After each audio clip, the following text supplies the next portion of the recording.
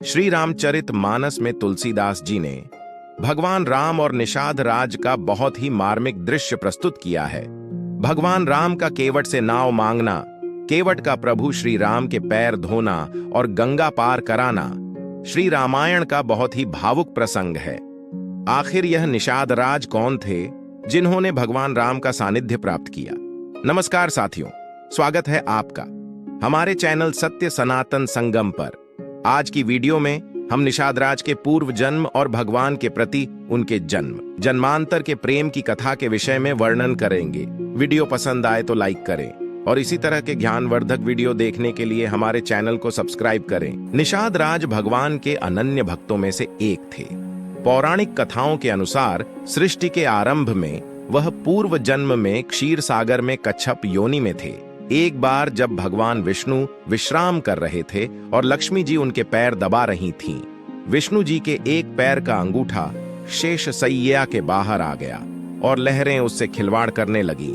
तब क्षीर सागर के इस कछुए ने उस दृश्य को देखा और मन में यह विचार किया कि यदि मैं भगवान विष्णु के अंगूठे को अपने मुंह से स्पर्श कर लूं तो मुझे मोक्ष की प्राप्ति हो जाएगी। यह सोचकर वह कछुआ भगवान विष्णु के चरणों की ओर बढ़ा।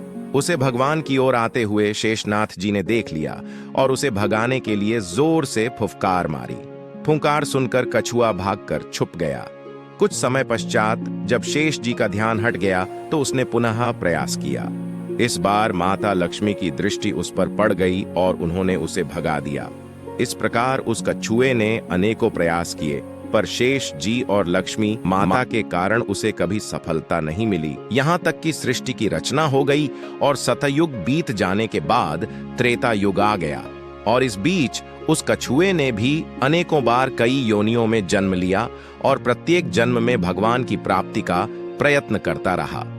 फिर अपने तपोबल से उसने दिव्य दृष्टि प्राप्त कर ली। कछुए को पता था कि त्रेता युग में श्री राम वही क्षीर सागर में शयन करने वाले साक्षात भगवान विष्णु ही हैं। सीता जी स्वयं माता लक्ष्मी और लक्ष्मण जी शेष अवतार हैं और वनवास के समय गंगा पार उतारने की आवश्यकता पड़ेगी। इसीलिए वह भी केवट के रूप में भगवान की प्रतीक्षा करने लगा। जब भगवान केवट से नाव मंगाते हैं, तुलसी जी ने लिखा है, मागी नाव न केवटु आना, कही तुम्हार मर्म में जाना।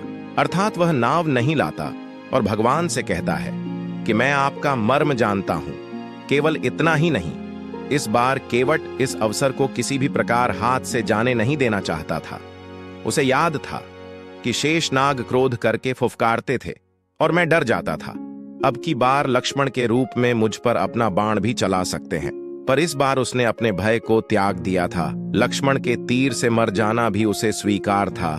इस मार्मिक प्रसंग को तुलसीदास जी ने इस तरह लिखा है, पद कमल धोई चढ़ाई नाव, न नाथ उतराई चहों, मोहि राम रावरी आण दशरथ, सपत सब साची कहों, बरु तीर मारहूं लखनऊ पे, जब लगी न पाए पखारी हों, तब लगी न तुलसीदास नाथ कृपाल पारु उतारी हों।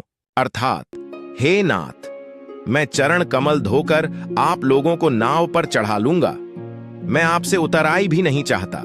हे राम, मुझे आपकी दुहाई और दशरथ जी की सौगंध है। मैं आपसे बिल्कुल सच कह रहा हूं।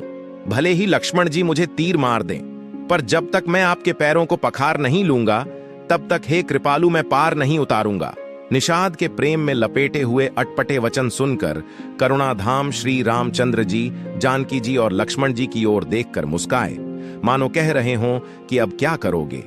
वह समय था जब तुम लोगों ने इसे एक अंगूठा नहीं छूने दिया और आज तो यह दोनों पैर ही मांग रहा है। आज इसका समय बलवान है। भगवान ने उसे कई जन्मों की तपस्या का फल एक साथ दे दिया। तो साथियों, यह था निषाद राज केवट के पूर्व जन्म का वृत्तांत जो पुराणों में वर्णित है। मिलते हैं अगले वीडियो में एक रोचक प्रसंग के साथ। जय श्री राम।